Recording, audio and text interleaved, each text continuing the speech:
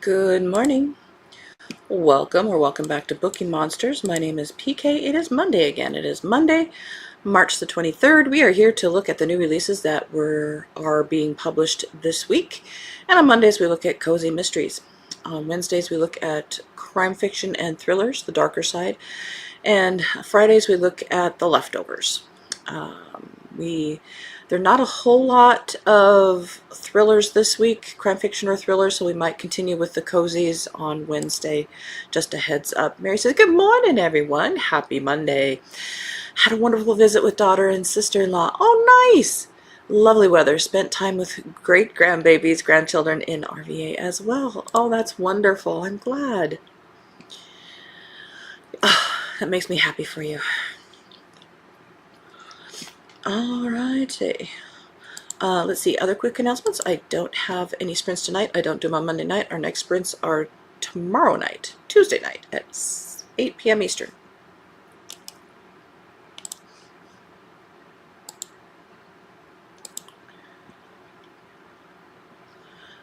I'm glad the weather was cooperating for you, Mary. First up, Day in Court by Patty Larson, 9th in the Daisy Bruce Cozy Mysteries. With her love life reasonably sorted and her focus on work and Rowan Mallory, Daisy happily takes on a new job investigating a psychologist who's accused of tampering with a jury for a murder trial. But when one of the suspects involved turns up dead, Daisy finds herself yet again in the middle of a homicide investigation while juggling Rowan's daughter, Ivy, his ex-wife's displeasure, and the task of working with the Vermont BCI and her favorite FBI agent while doing her best to keep her perspective. What could possibly go wrong? ... And she does that all in 146 pages.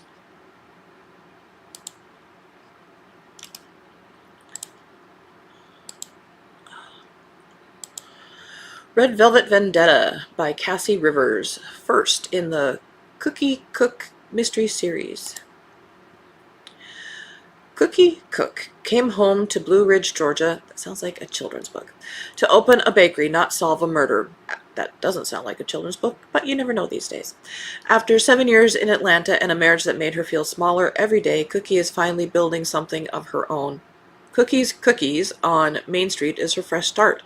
Her grandmother's recipes, her mother's rolling pin, and a display case full of chocolate chip cookies that make people close their eyes on the first bite.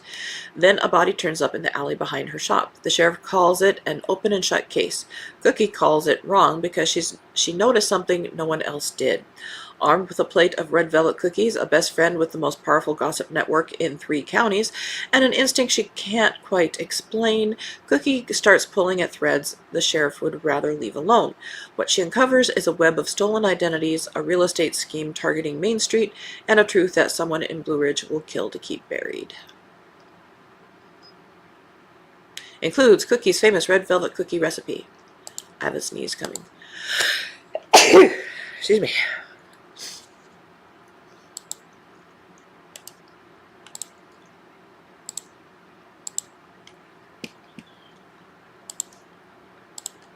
Mary says it was 87 degrees yesterday. Crazy. But felt good. Gray and drizzly today. It was meant to be. Yeah, we've had crazy weather. The Warwick Shield by Claire Robbins, 4th in the Cursebreaker Witches series. Warwick Castle's ancient protection spells just activated for the first time in 5 centuries, and they want justice. Maddie Crow was supposed to be on her first ministry case, a straightforward consultation at Warwick Castle with the mysterious agent Blade. Instead, she's sealed inside a medieval dungeon by magic older than the castle walls, with a dead body, a room full of suspects, and no way out until the killer is caught. The only problem? Justice is complicated when the murder victim isn't who anyone thought he was. The dungeon torture instruments are getting more creative by the hour, and Commander Beecham is clearly hiding something behind his military composure. Then there's Ross Hamilton, the detective who almost kissed her and pulled away with secrets behind his eyes and words he won't say. The man who spent a night in the dungeon to protect her. It's complicated. Whatever Ross isn't telling her, it's eating him alive, and being trapped with nowhere to run isn't exactly helping Maddie ignore the tension. As the castle's ancient defenses escalate from unsettling to deadly, time is running out to solve the murder. Some wards are built to keep people out. This one was built to keep them in.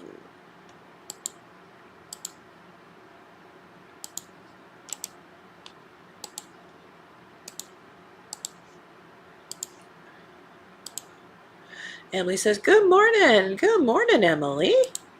Is it spring break for you? Mary says, hi, Emily. I need a glug of coffee. Just a minute.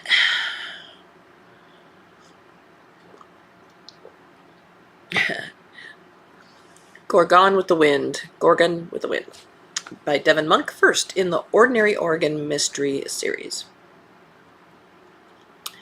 Come for the wacky festivals, stay for the murders. Medusa, yes, that Medusa, is done with heroes and heartache. From now on, her life is going to be filled with plenty of books, tea, and solitude. But when an unexpected favor takes her to Ordinary Oregon, the quirky little beach town with vacationing gods, a bossy Valkyrie, and a book club run by Death, she quickly discovers the town might have a slight murder problem. Accused of killing a local, Medusa teams up with her new friends Jules, a witch who's lost her way, and Piper, a psychic unsure of her powers, to clear her name. But with time running out, it's going to take all of their wits, will, and magic to find the killer before the festival crowd fades away, taking the clues and the killer with them. End of that row.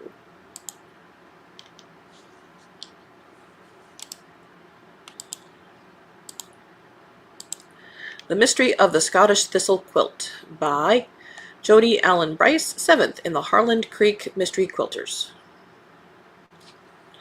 When I, Dove Agnew, set off for Scotland with Dean, I'm dreaming of misty castles, strawberry scones, and uninterrupted romance. What I don't expect? The Harlan Creek Mystery Quilters and Petunia following close behind. Our plans take a deadly turn at Thistlebray Castle when a guest is found murdered. Suddenly, our dream vacation becomes a real-life whodunit.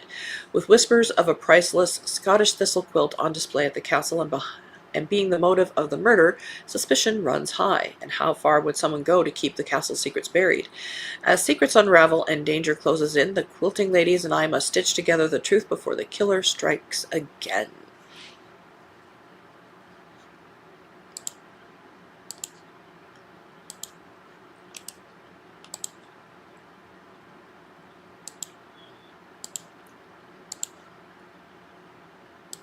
And Amy's here too. Hi, Amy. She says, hi, PK, Mary, and Emily. Mary says, hi, Amy. Amy says, it is a chilly 47 this morning. Ooh. Yeah, we are starting out chilly too. Death of a Crooked Cat by Louise Clark, 10th in the 9 Lives Cozy Mysteries. Vancouver, British Columbia, Canada. Kim Crozier is being blackmailed. Desperate and scared, she turns to her best friend Christy for help. Together, they concoct a risky plan to turn the tables on the blackmailer, but when things go awry and the blackmailer is found dead, both Kim and Christy become prime suspects. With a crucial child services hearing looming, Christy cannot afford to be entangled in a murder investigation. She and Quinn must race against time to clear their names and uncover the truth behind the blackmailer's death. As they dig deeper, they unearth a web of deceit and a trail of victims, each with a motive to kill. Join Christy, Quinn, and Stormy the Cat as they navigate a labyrinth of lies and uncover secrets that could ruin reputations and lives. Will they find the killer, the true killer, before it's too late?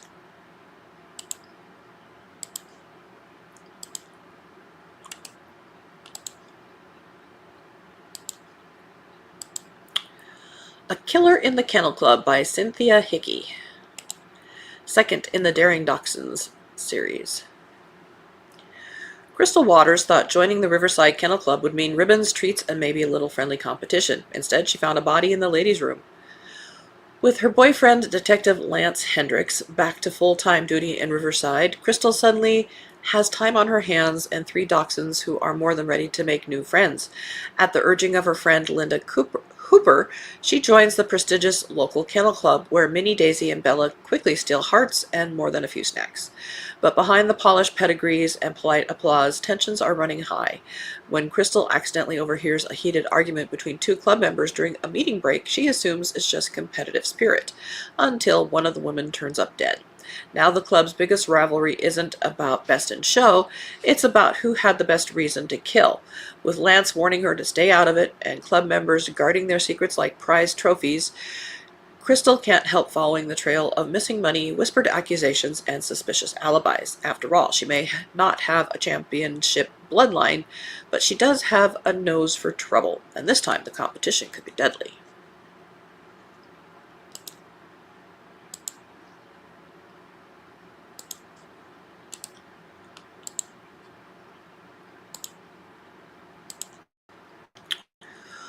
Roller Ghoster by Jane Hinchy, 11th in Ghost Detective series.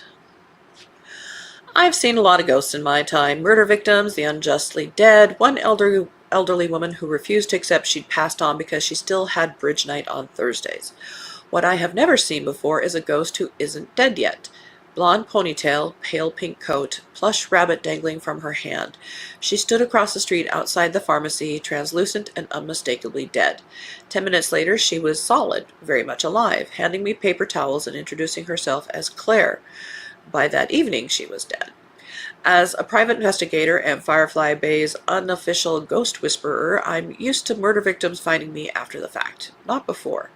At first, I tell myself I imagined it. Fatigue, too much caffeine, a temporary glitch in whatever cosmic filing system runs the afterlife. But then it happens again. And again. Now I'm seeing pre-ghosts, people who haven't died yet but somehow already have. Which means someone isn't just killing, they're planning.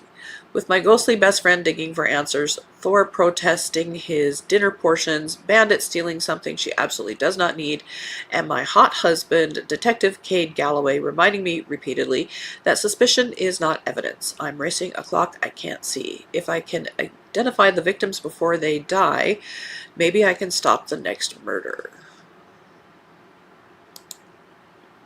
End of that row.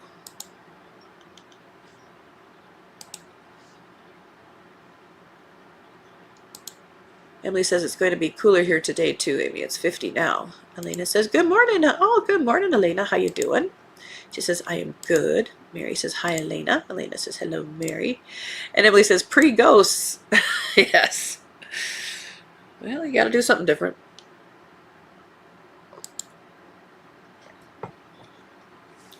I guess we are all pre-ghosts, aren't we? I joke. Ruination by Runes by Kat McGee, 3rd in the Mystic Haven Tea Shop Mysteries. Fiona is living on borrowed time, and she knows it. Her suitcase is packed, her non-magical car is gassed up, and she has a perfectly logical explanation for why she can't possibly stay in a town where the barista sees flavors and her cat offers unsolicited life advice. She just needs to find the right moment to make a clean getaway. But just as she's psyching herself up to say goodbye, her notoriously demanding ex-boss walks through the magical fog, and she's the last person Fiona ever wanted to see again. And to stir the trouble brewing, she's brought all the misery of Fiona's old midlife existence with her. The unwelcome reunion turns deadly when the town's blissed-out self-help guru is found murdered, a series of ancient runes predicting his end after the fact. Naturally, the prime suspect is the abrasive, non-magical newcomer who sees him as competition. Facing a murder charge, Fiona's ex-boss gives her an ultimatum for Fiona to prove her innocence, or she'll happily ensure that Fiona gets kicked out of the magical town for good. Suddenly forced to choose between the life she's left behind and the one she's been trying to escape, Fiona makes a surprising discovery. She's not ready to leave. To protect the quirky new home she never realized she wanted, she'll have to team up with the woman she despises to solve a murder. After all, when a self-help guru winds up dead, it proves that in Mystic Haven, the line between enlightenment and ruination is carved in stone. Does it prove that? I don't think so. Oh, here's the goat one.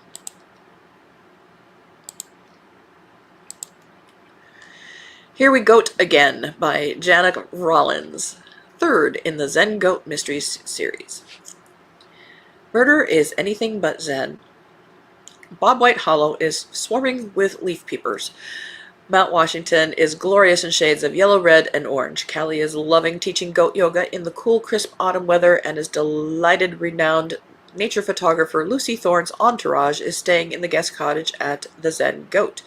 Even the spat Lucy and her assistant have the moment they arrive doesn't dampen Callie's enthusiasm. Callie jumps at the chance to perform sun salutations at a mountain overlook near where the photography group is meeting, but when Lucy is found dead beside a trail on the mountain, all Callie's hard-earned zen is shattered. The photographer's death was no accident, and it soon becomes clear her life was full of secrets. As Callie channels her inner warrior to discover who sent Lucy to find her final Savasana, she's going to have to watch her step, or the real murderer just might turn their focus on her. That is a pretty cover. And it has a goat.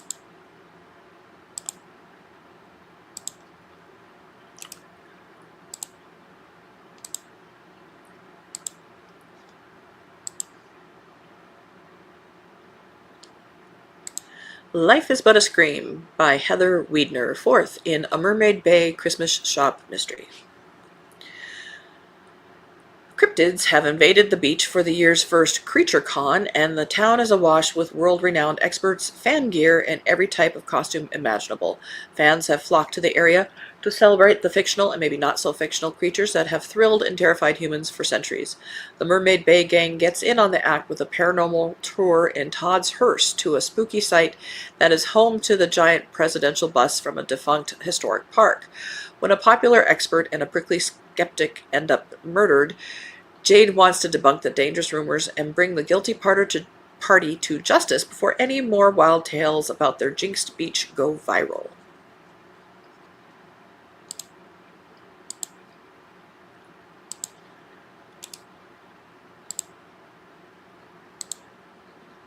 More Than She Bargained For by Shelley Marsh, second in the Estate Sales Mysteries.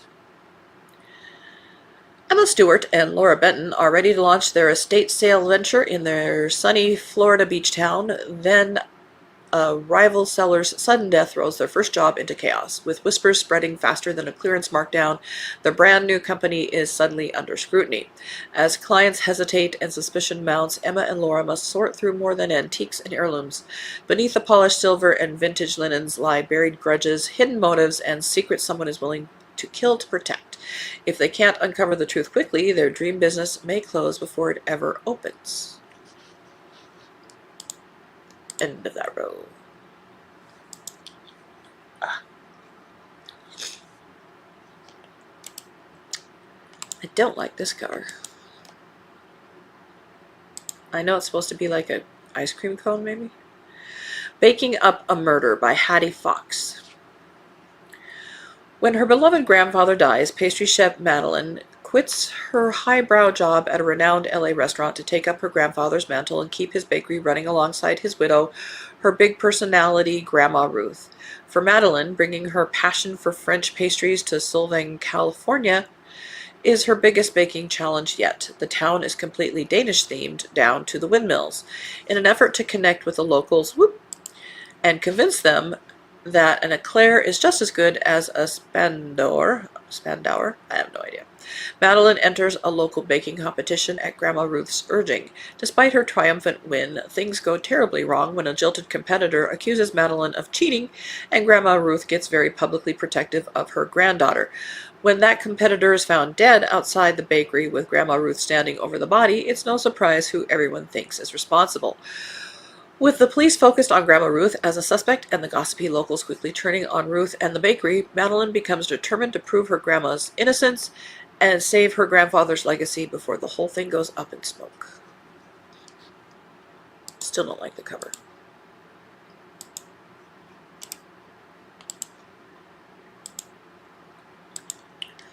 Arson, Old Lace, and Murder by Michelle Peritza-Wachek.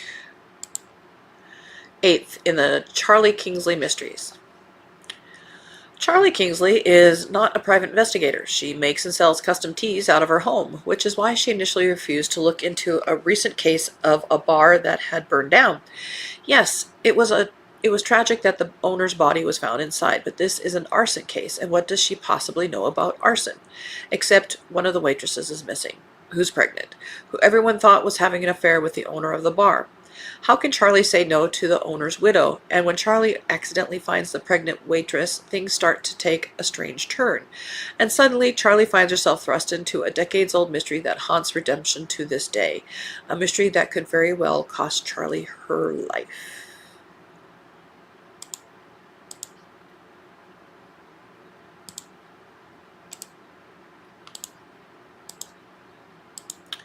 Twilight, Tulips, and Trickery by Cindy Bell. 37th in the Dune House Cozy Mystery Series.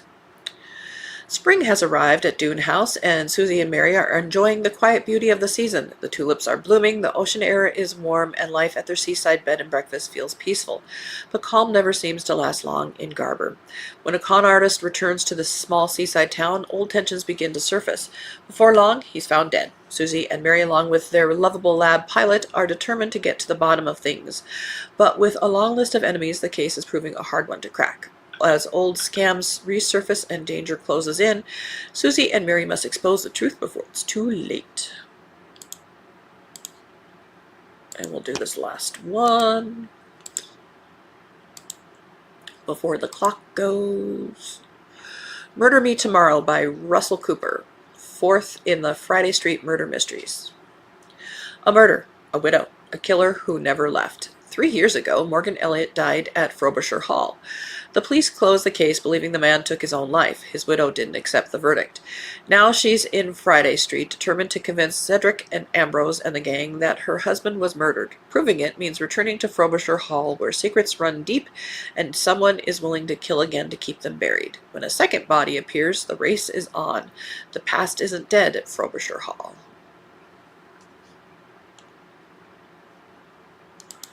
Alrighty. Well, the bell is about to ring. Are ending on a row. Got through what? 16? Yeah. So, everybody remember where we parked? We have the darker side, the grittier side on Wednesday, the crime fiction and thrillers. But we'll probably do a few more of the cozy mysteries because I don't think there's very many of them, of the crime fiction and thrillers. So if you're interested in the cozies, watch towards the end of Wednesday if you're not interested in the darker side. Mary says, boy, this morning went fast. It did. Thanks so much, and hope you and everyone has a great week. Enjoy the change of seasons. Indeed. Back at you, baby. Alrighty. Well, again, I don't have any sprints tonight. I don't know who there is. It Storm or Sarah tonight?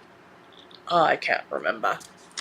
But our sprints are tomorrow night, Tuesday night at 8 p.m. Eastern for 2 hours. We do every Tuesday and Thursday evening for 2 hours, and Saturday afternoon starting at 3 p.m. Eastern for 5 hours. So giving you time to do what makes you happy. Either reading, hobby, sleeping, whatever it is. All right, everybody, please have a good Monday. Be safe.